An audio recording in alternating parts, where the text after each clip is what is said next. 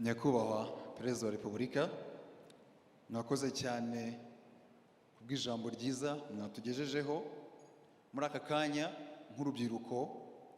Twishimiye cyane kandi turifuza kugirana namwe ikiganiro. Hari bamwe muri twebwe bifuza gutanga ibitekerezo. Tuributsa urubyiruko cyangwa se uri buze gufata ijambo atanga igitekerezo, urahaguruka uvuga amazina yawe, utanga igitekerezo cyawe urasa ku ntego.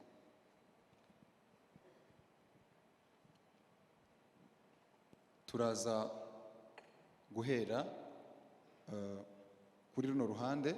Abari muri runo ruhande abafite ibibazo cyangwa ibitekerezo byabo barazamura akaboko, hanyuma tuze no kujya ku rundi ruhande tubibutsa yuko ari ukuvuga izina ryawe ugatanga igitekerezo cyawe ukarasa ku ntego. Murakoze. Murakoze Nyakubahwa Perezida. Nitwa Niyonkuru Odas, nkaba ndumwe mu batangije umushinga cyangwa ikigo cyitwa Digital Umuganda. Digital Umuganda ni ikigo cy'ikoranabuhanga gikora ku bwenge bukorana cyangwa artificial intelligence. Mu 2019 tujya gutangira twibajije ibibazo bimwe n'ibyo mwagarutseho no munsi. Twagerageje gukoresha ibikoresho bya artificial intelligence bihari nka Google Translate cyangwa izindi musanzwe muzi, ndetse n'ubu za ChatGPT zikoreshwa, ariko tuza gusanga ntabwo rikora mu Kinyarwanda. Twibaza impamvu icya mbere ridakora mu Kinyarwanda, icya kabiri icyo twakora kugira ngo tubashe kubyaza umusaruro iryo koranabuhanga buri munyarwanda abashe kurikoresha. Twasanze impamvu ridakora ari uko nta bikorwa remezo by'Ikinyarwanda bihari. Ikindi dusanga tugomba kubyubaka kandi tukabyubaka mu buryo abantu basanzwe babizi. Icyo gihe rero nibwo twatangiye kubaka ibikorwa remezo by'Ikinyarwanda kugera kuri uno munsi. Ikinyarwanda kiri mu birimi bya Afurika, ahubwo nicyo cya mbere gifite ibikorwa remezo binini mu byerekeranye n'ubwenge bukorano cyangwa artificial intelligence. Mu 2020 twakoranye na Ministry of Health, tubasha guha abanyarwanda amakuru ajyanye na COVID na service kugira ngo babashe kureba ababikingije cyangwa kureba bipimishije. Rero aho naganishaga nicyo nashaka gusangiza urubyiruko turi kumwe, nuko muri ibyo byose twagira ngo turebe uburyo tutasubiramo amakosa ya industrial revolution ishize, aho dufata umutungo kamere tukawohereza hanze kongererwa agaciro bakawutugurisha ibyavuyemo biduhenze, ahubwo ko twafata umutungo kamere tukawongerera agaciro hano tugahaza isoko ndetse tugasagurira n'ayandi, kuko ubu turi gukora no ku birimi 6 bya Afurika. Rero Nyakubahwa Perezida n'abandi bayobozi nagira ngo basabe ikifuzo cyane cyari uko twakongera ishoramari mu bikorwa remezo ndetse n'ubushakashatsi mu bwenge bukorano, kubera ko ibyo bushobora kutugezaho nk'uko mwabivuze muri Victoria Falls muri Transform Africa. We need to make artificial intelligence work for us. Murakoze. Right. Nemeranya nawe rwose 100%. Ibintu bibiri. Ubundi mu nzego za leta hari ibishyirwaho mu by'ukuri gufasha abantu cyangwa n'inzego zigerageza guhanga cyangwa gukora ibintu nk'ibyo. Ariko ngira ngo ikindi gishobora kuba ari ikibazo, usibye wenda ko ibishyirwamo bidahagije, ariko ngira ngo n'abantu bakwiye kuba bakoresha ayo mikoro ashobora kuboneka, nabo bashobora kuba batabona amakuru ahagije y'uko ibyo bihari, kugira ngo bagere aho bashobora no kongerwa imbaraga mu zo bari basangamo. Ibyo rero n'inzego ziba zibishinzwe kubikora. Hari ubwo, reka tuvuge nk'urugero, niyo hagiyeho nk'amafaranga, fund igashyirwaho ngo izajya ikora ibi ngibi gufasha abantu bari muri uyu mwuga nk'uyu. ugasanga kubera ko iyo fund yagiyeho abantu bakibwira ko ubwo birahagije, buri wese arabizi, azaza bizamugeraho ibikurikizwa.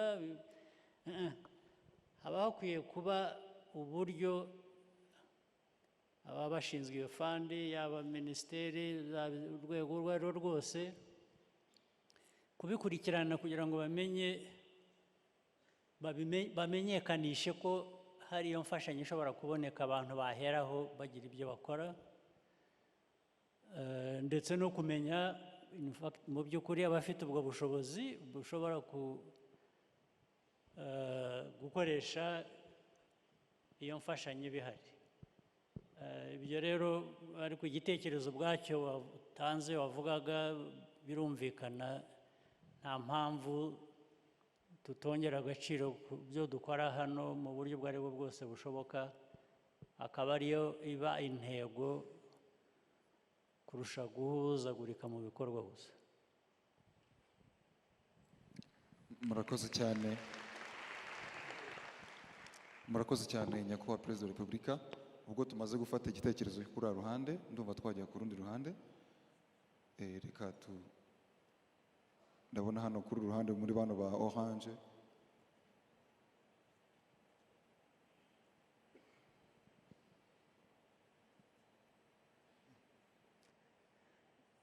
Murakoze nyakubahwa Perezida wa Repubulika.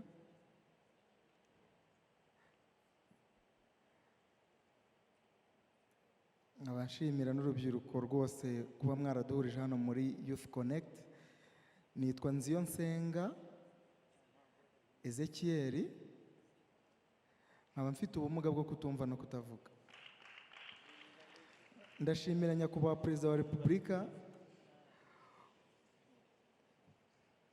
kubera ko twebwe abafite ubumuga mu Rwanda hari amahirwe menshi mwadushyiriyeho. Natwe tuzi ko mwamaze mu minsi yashize mu nama y'abaminisitiri mwamaze kwemeza ururimi rw'amarenga, mwabiganiriyeho mugaragaza n'izindi mbogamizi zishobora kuba dufite zituma tutagera ku makuru. Nizera ko rero nirumara kwemezwa natwe tuzashobora gutera imbere, abafite ubumuga tugatera imbere nk'ibindi byiciro byose kuko mudutekerezaho. Nkaba nizera ko nitumara kugera ku makuru tuzashobora gutera imbere nk'abandi. Turabashimira cyane ko mu minsi iri imbere ishoboka bizihutishwa nk'uko mubyifuza ko dutera imbere ururimi rw'amarenga rukemezwa, imbogamizi yo kubona amakuru ikavaho. Icya kabiri, mu mwanya hari umwe mu basirikare waduhaye ubuhamya agaragaza ko urubyiruko rwose nta n'umwe uhejwe agomba kugira uruhare mu iterambere ry'igihugu. Natwe abafite ubumuga twifuza kwibona muri iki cyiciro cy'ingabo z'igihugu.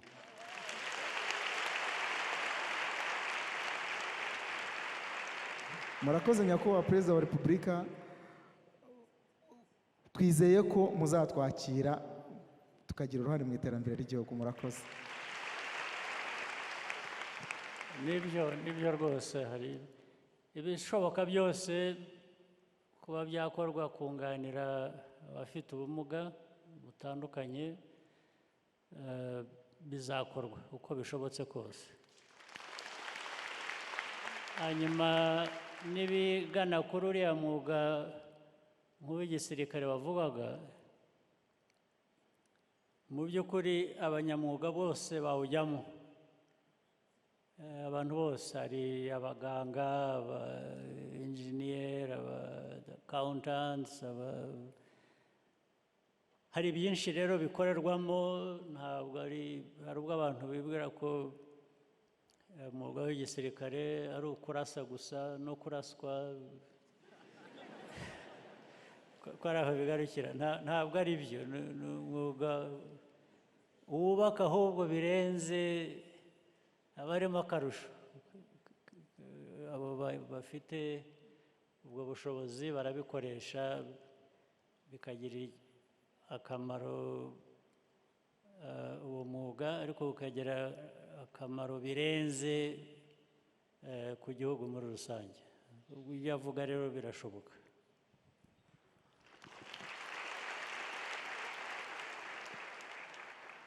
Murakoze cyane nyakubahwa Perezida wa Repubulika. Twafata ibindi bibazo bibiri ubwo tuvuye muri kino gihande twajya muri kino gihande, reka badufashe bahe mikoro umuntu wo muri kino gihande. Murakoze.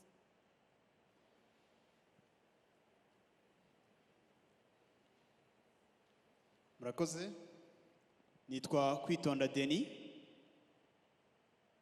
niga mwaka wa gatatu muri kaminuza y'u Rwanda muri college y'ubumenyi na technology, science and technology, muri programu ya biochemistry. Nkuko mwabitubwiye nyakubahwa Perezida wa Repubulika, uvuga ko umunyeshuri cyangwa se uwize birushaho kuba akarusho. Igitekerezo nari mfite nuko twajya dukorerwa imibare y'abarwiyemezamirimo babaho biturutse ku kuba barize cyangwa se baraciye mu ishuri by'umwihariko muri kaminuza y'u Rwanda, bityo bikazagaragaza imbogamizi bagira niba ari n'igishoro, cyane ko abanyeshuri benshi biga bareba aho bazabona akazi ndetse banatekereza uko bazishyura inguzanyo. Mfite ubwoba ko barumuna bacu bashobora kuzabura ubundi bufasha bw'amafaranga nk'ubwo muduha, kubera yuko twese turebera kuzabona akazi. Ariko nihabaho iyo gahunda yuko habaho gushishikariza abiga kwihangira akazi, bizaba ari ingenzi cyane, niyo mibare ikajya irushaho kugaragazwa. Soza, njye ubwanjye ndi managing director wa company imaze igihe gitoya yitwa Ubudasa Product Limited, ikora ibikoresho by'isuku. Tukaba twaranatsindiye igihembo cya $3,000,000 muri gahunda ya Aguka TF Connect. Turabashimira amahirwe muduha nyakubahwa Perezida wa Repubulika. Murakoze. Ibyo ari byo byose bivuze ko hari ibikorwa, ndetse urerekana ko hari ibyo nawe wagezeho. Ibyo ku mibare ibyo nibyo byoroshye kurusha, bizatwereka gusa ibigerwaho cyangwa se ibikenerwa kugira ngo umubare ube wakwiyongera. Naho ibyangombwa ndumva bihari twashingiraho, bisigaye no kujya kuri iyo mibare ngo iduhe igipimo cy'intambwe tumaze gutera. Murakoze cyane. Mu gihe hari abazamuraga ukuboko, hari umusitari nabonye hano wicaye inyuma yazamuraga akaboko, nagiraga ngo muhe ijambo. Oya, ntabwo ariho. Mwamuha mikoro akagira icyo avuga.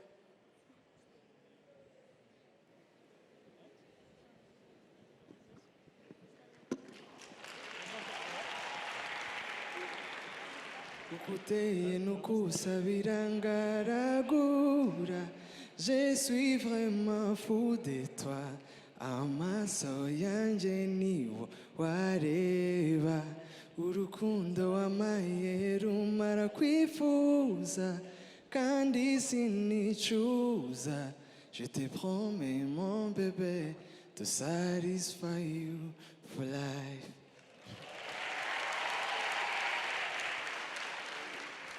Murakoze cyane. Nitwa Mugisha Fred Robinson, abenshi banzi nka producer Element L. Nkaba ndi umusore w'imyaka 23, nkaba mvuka mu karere ka Karongi mu ntara y'Uburengerazuba. Nkaba nanjye naraje gushakisha Kigali nk'abandi basirimu. So ntabwo byari igitekerezo, nifuje kugira ikintu nsangiza bagenzi banjye.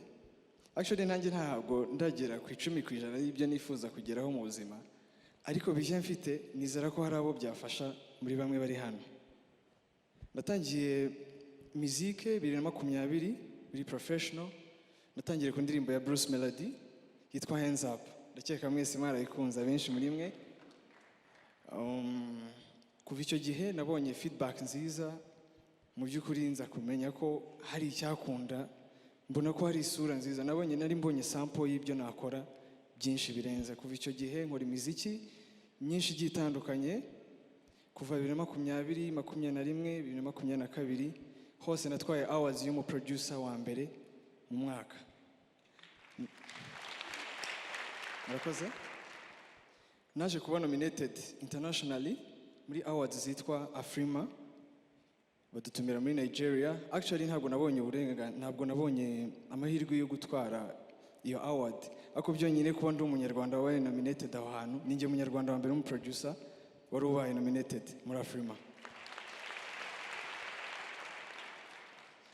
Abenshi bakunda kwibaza, bakumva indirimbo dukora akenshi ziba zimara iminota 3, ariko mu by'ukuri njyewe hari nk'indirimbo mperuka gusohora yitwa Fudetwa, imara iminota 4, ariko nayikoze 2021. Uri kumva imaze imyaka 2 muri studio. So ibyo byose bisaba commitment, and iyo ndirimbo is one of the biggest song muri East Africa right now.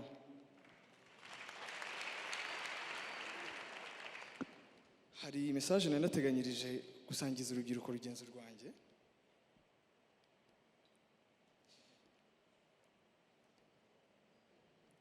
Bavandimwe rubyiruko rugenzi rwanjye duteraniye hano, dore dufite igihugu gifite amahoro n'umutekano, cyane cyane gihe amahirwe urubyiruko. Mu Kinyarwanda baravuga ngo amahirwe aza rimwe mu buzima. Nimureke tuyabyaze umusaruro, uko bwije n'uko bukeye turakura. Nyakubahwa Perezida wa Repubulika mu kanya aravuze ati, aha turi barahanyuze kera, urugendo turi kunyuramo nk'urubyiruko barunyuzemo kera. Ni nk'uko natwe ejo ntabwo tuzaba tukiri rwa rubyiruko, hazaba hari abandi bitwa urubyiruko. So ndumva ayo mahirwe dufite twayafatirana tukayakoresha. Nimureke tuyakoreshe tucyubaka, dukoresha amahirwe dufite n'imbaraga dufite, twubake igihugu cyacu, tuzabona aho dusazira n'aho abana bacu babyirukira. Murakoze cyane, Imana ibamugishe.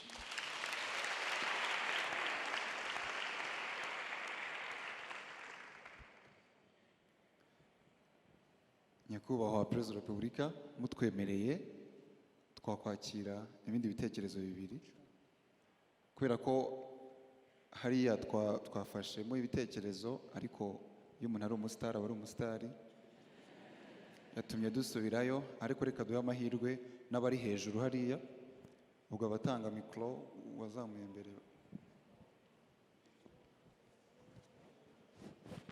Abakobwa.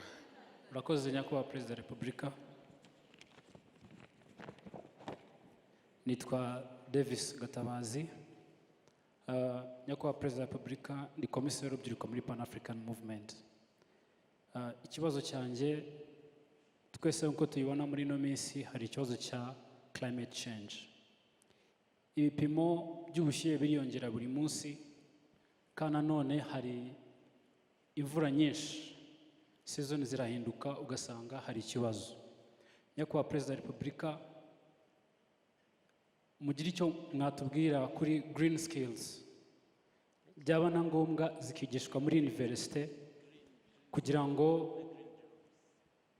tubashe guhanga green jobs, twebwe nk'urubyiruko natwe dutanga umusanzu wacu muri iyi ntambara yo kurwanya imihindagurikire y'ikirere. Murakoze Nyakubahwa Perezida wa Repubulika.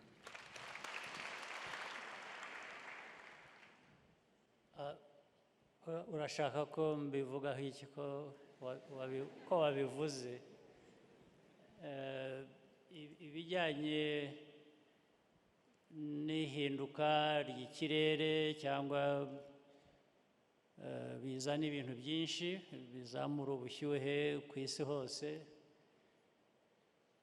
hari ngira ngo ibisanzwe ku mpinduka y'isi, ariko noneho ngira ngo ibyo ibinagaragara cyane, hari ibyiyongeraho bituruka ku bikorwa by'abantu bitanajyanye n'ibihe gusa uko bisanzwe bihinduka n'ubundi. Icyo ni icya mbere, bigahera ku ikoreshwa rya za peteroli, ibintu bizana za gas, greenhouse gases, carbon dioxide n'ibindi, ugasanga rero ikoreshwa ryabyo riragenda rizamuka ku isi hose. Ariko noneho hari uburyo bundi bushobora gukoreshwa bumaze kugerwaho buzwi muri science na za technology. Urugero, udakoresheje peteroli hari ibikoresha imirasire y'izuba. Ubwo kugira ngo habeho ibyo byitwa cyangwa transition kuva ku mikoreshereze y'ibizamura iriya myuka itera ibyo bibazo, ugana ku bikoreshwa gutanga izo ngufu izo arizo zose zikenewe, zaba izo gukoresha mu mazu, mu nganda, mu biki, bimaze kugaragara nyine ko hari uburyo bundi bushobora gukoreshwa bugabanya cyangwa se buvanaho iriya myuka ubwabyo. Ibyo rero nabyo bishaka ubumenyi, ariko sayansi igenda itwereka na za tekinoloji zigenda zitwereka ibishoboka, ndetse bimwe biracyari hasi ntibirashoboka cyane rwose. Hari ibijyanye na za hydrogen, hari ibijyanye na ikoreshwa ry'ibindi bitandukanye,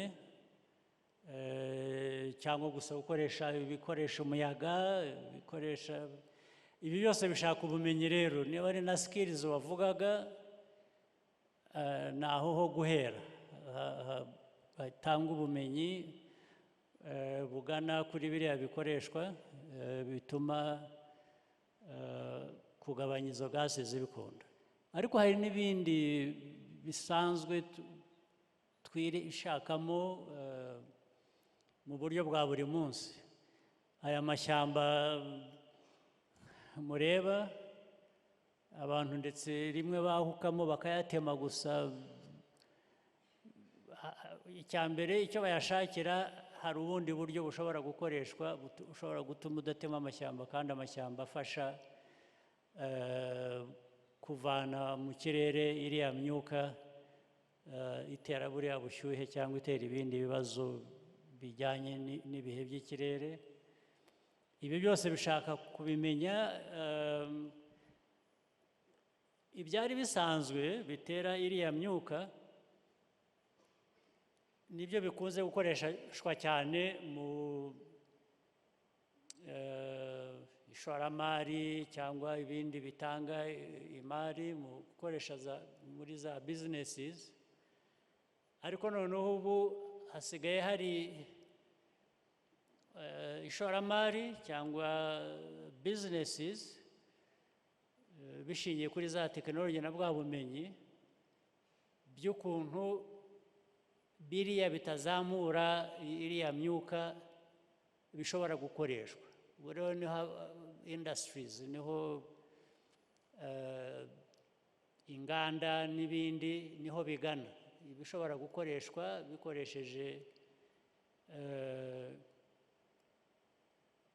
ibituma bitahindura ikirere cyane.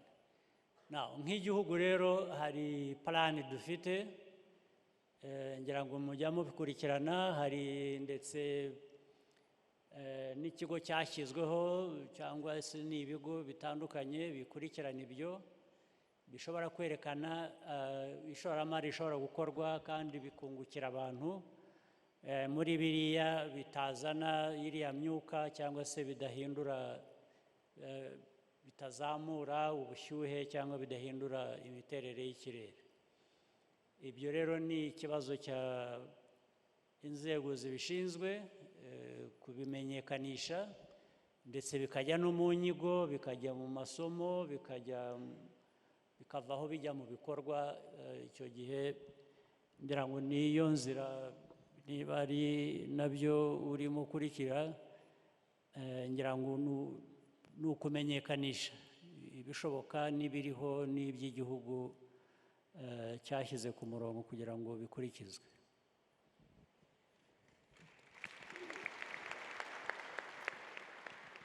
murakoze cyane nyakubahwa perezida. Ego. Ibindi bibiri bitatu hanyuma Yego. ndabona abantu bashyiramo. Ndabona hari abazamuye ukuboko muri rwa ruhande. murakoze. Ndishimye cyane kuri uyu munsi Youth Connect yizihiza imyaka 10 bihuriranye n'imyaka nanjye nizihiza maze ncuruza mu bucuruzi bwanjye bwa bongejeje. Ndagushimiye cyane nyakubahwa perezida wa repubulika. Ntushobora kumva ukuntu umutima wanjye unezerewe, ndumva ntago ndi nko mu ijuru. Nahoze kuva kera nyiri umwana nagumye nifuza kuzakubona amaso ku maso. Ndashimira Francis cyane yarabamfashije, vice coordinator wacu ku rwego rw'igihugu. Nyakubahwa narabyifuje none inzozi zanjye zibaye impamo. Rero mfite ibitekerezo bigera nko kuri 2 cyane cyane bifitiye inyungu urubyiruko. Njye nkunda kubivugaho muri n'abayobozi bacu. Nyakubahwa perezida, nubwo nizihiza imyaka 10 maze ncuruza nanjye mfite experience kubera urubyiruko mbana narwo kenshi kandi gashoboka. Bajya bagira imbogamizi cyangwa nanjye narazigize ngitangira gucuruza. Natangiriye ku tuntu duke ariko twarakuze ubu byarakomeye cyane. Ariko okay, mbafashe ukomeze uvuge urubyiruko. Ikindi mukwiriye kumenya, mujye mukataza, ari ukwihuta mu migendere, ari mu mvugo, ari mu gutanga ibitekerezo.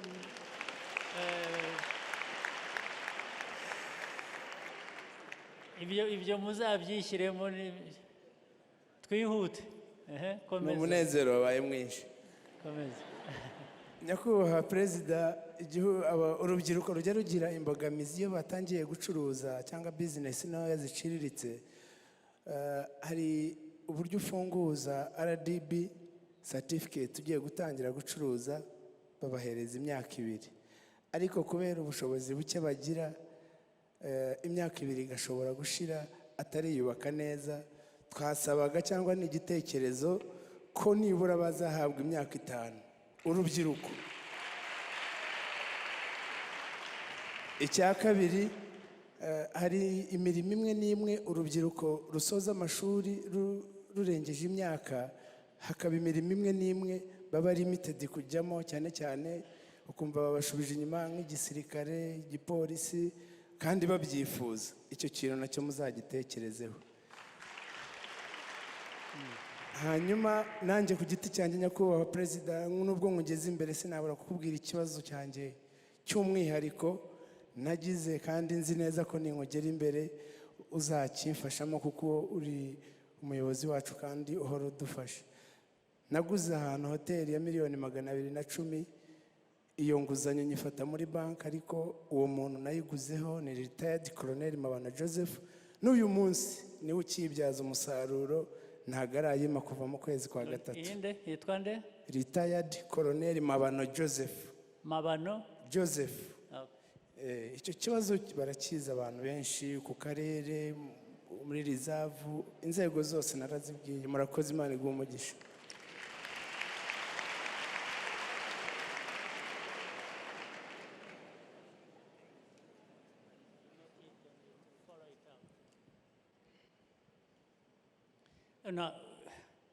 Kuri ibyo ibitekerezo watanze cyangwa ibyifuzo,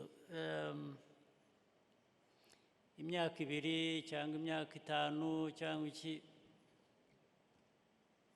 hashobora guhaguruka undi agasaba imyaka 10, kuko ibyo byose bigerwaho ari uko abantu baricara bakareba ingingo zose uko ziteye, bishoboka, impamvu, uburyo bwafashwe. Ibyo ndibwira ko bajya gutanga 2 babanje kubyiga barebye. Nanone ntabwo biba buri wese birangiza ikibazo cye, ariko niba icyo navana mu byo uvuze, niba bishaka kongera kubireba imbogamizi irimo ishobora kuvanwaho ku buryo bitabangamira ibindi, ndibwira ko ibyo byo birashoboka. Hanyuma icyo kibazo cyawe cy'umuntu ushobora kuba yaratwaye ihoteli yawe, niba ari byo, ibyo bizakurikiranwa bishyireho ku buryo sinzi impamvu byagorana. Ibyo ngibyo nabishinze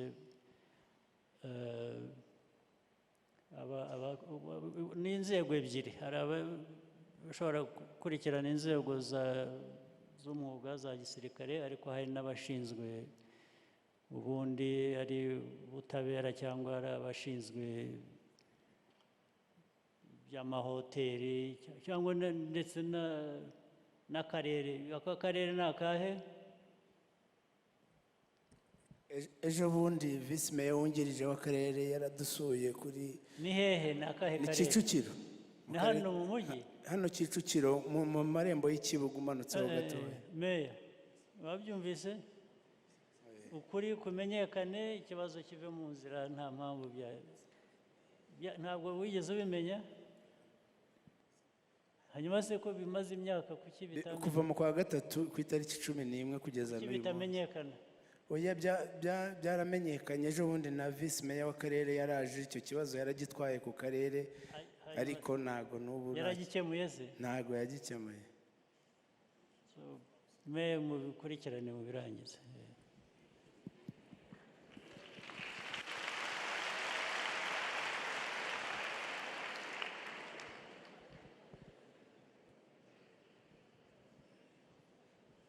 Mwihute, mugerageze mwihute. Icyo navugiraga kwihuta, iminota ikoreshwa n'abantu babiri, ubundi yakoreshwa n'abantu batanu. Aba ariko tubigenza. Murakoze. Nitwa Uwikeza Yvonne, nkaba nshimira uyu mwanya mu mayi ijambo kuko ninjye mukobwa wa mbere ubashije kuvuga, nkaba mfite ubumuga bwo kutabona. Icya mbere mbanza kuvuga, ndashimira leta ikomeza kudufasha, kuko no kuba turi aha dufite ubumuga ni iby'agaciro gakomeye. Mu bihe byabanje ntabwo abafite ubumuga bari bafite ijambo, kugeza n'aho bajya mu mwanya perezida w'igihugu yari kuba arimo. Ibyo rero ni ibintu dushimira cyane.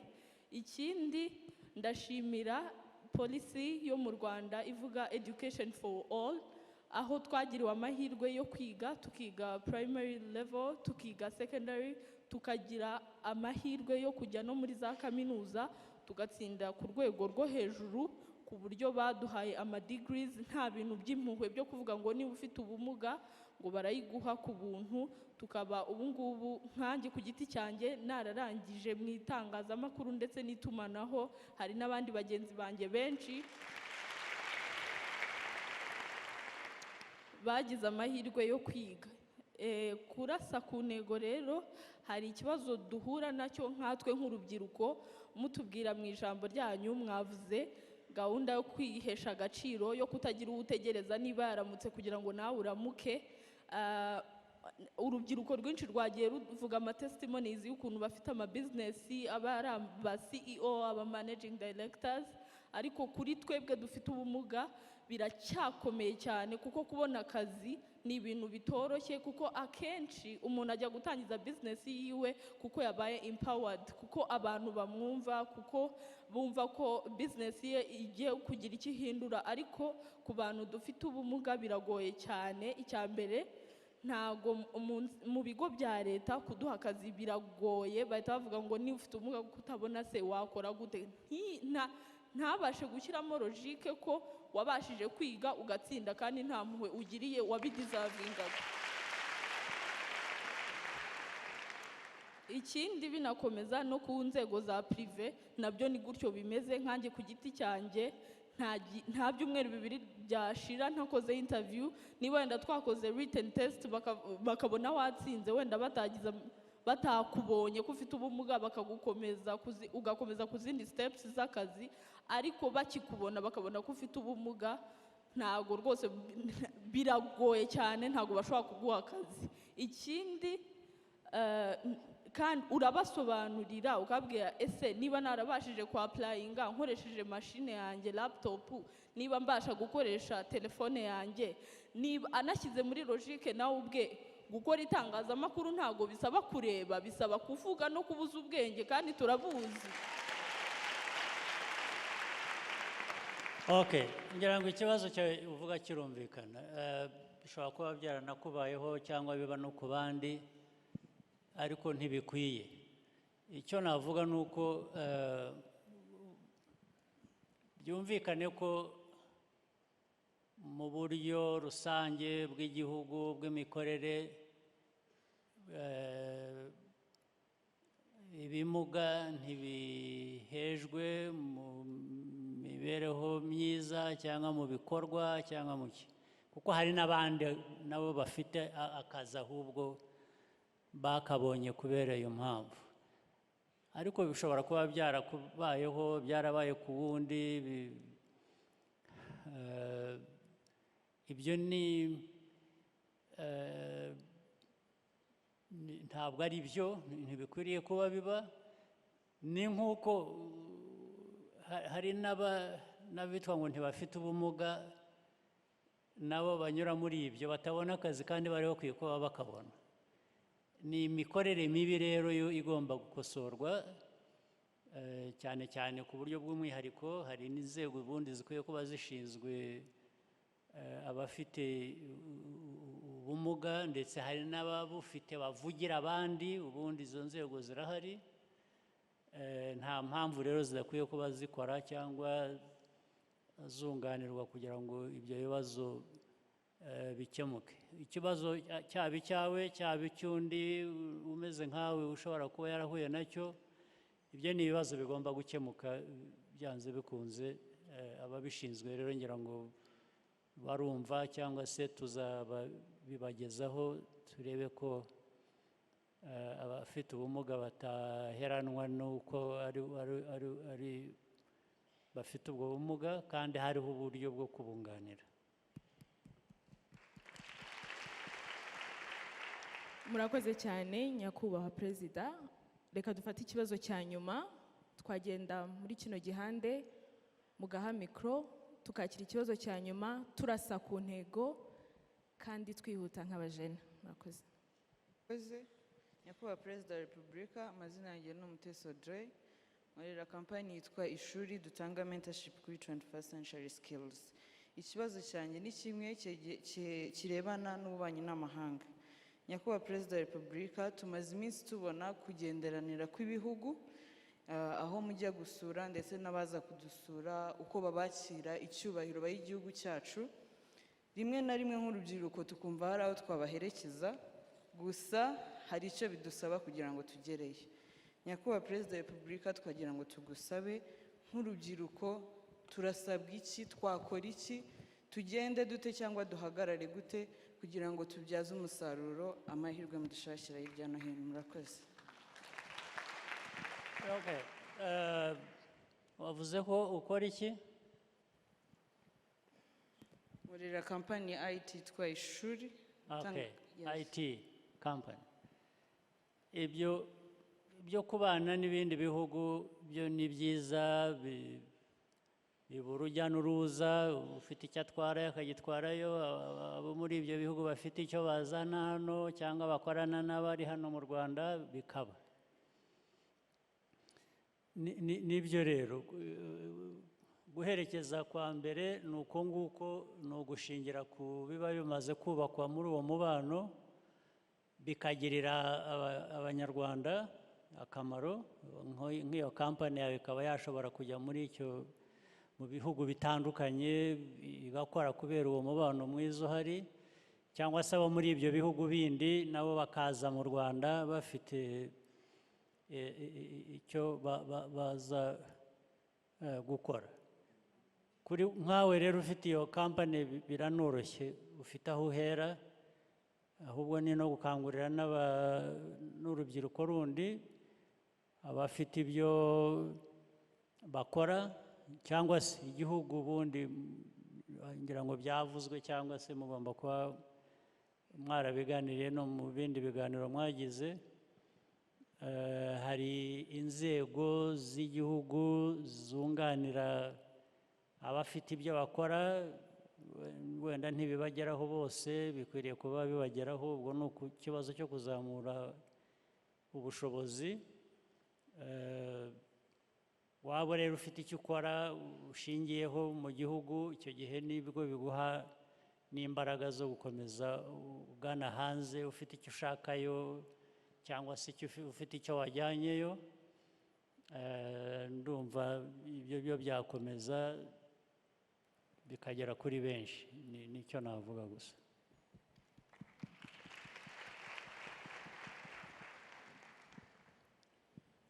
Murakoze cyane nyakubahwa perezida wa repubulika, tubashimiye cyane kubana natwe muri gahunda y'uyu munsi, kandi twigiyemo byinshi cyane, kandi uko tubonanye namwe iteka bidutera ishyaka ryo kurushaho gukora neza ibyo dukora.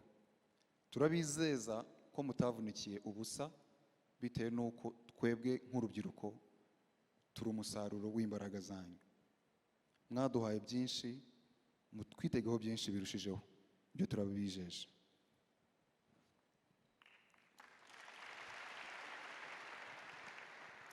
Thank you so much, Your Excellency. Thank you so much for today. I would like to ask the public to rise as our guest of honor departs. We ask everyone else to remain in the room. Thank you.